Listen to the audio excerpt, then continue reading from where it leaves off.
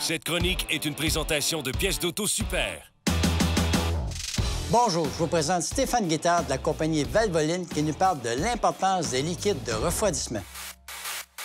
Bonjour Stéphane. Bonjour André. Explique-moi la différence entre liquide de refroidissement et antigel. Dans le domaine automobile, les deux termes sont utilisés, ça veut dire la même chose. Tout le monde sait que l'antigel, ça empêche de geler, mais je pense que ça peut faire beaucoup plus que ça. Oui, effectivement. Les fonctions principales de l'antigel, c'est premièrement dissiper la chaleur générée par le moteur. Ça réduit le point de congélation et ça augmente le point d'ébullition. Ça va aussi protéger contre la rouille et la corrosion. Dans le passé, l'antigel était toujours de couleur verte. Maintenant, on dirait qu'on a un arc-en-ciel de couleurs. Oui, effectivement. Autrefois, l'antigel était de couleur verte pour déceler les fuites plus facilement.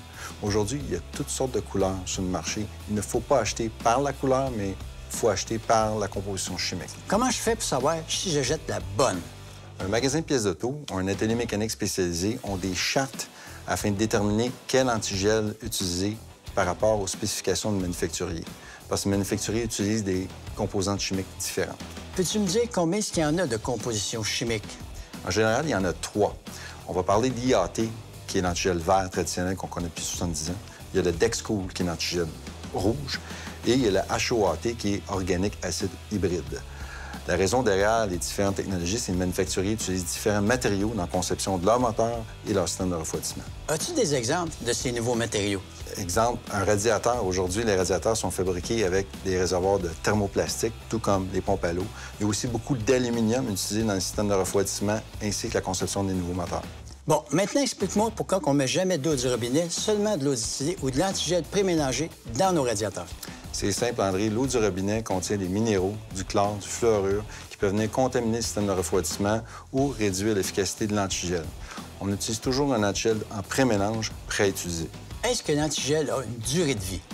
Oui, l'antigel est composé d'éléments clés qui ont un rôle de protection contre la formation de rouille et de corrosion.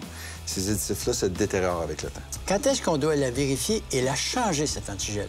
Un atelier mécanique spécialisé sera en mesure de vérifier le niveau d'acidité. Il va aussi vérifier le point de congélation.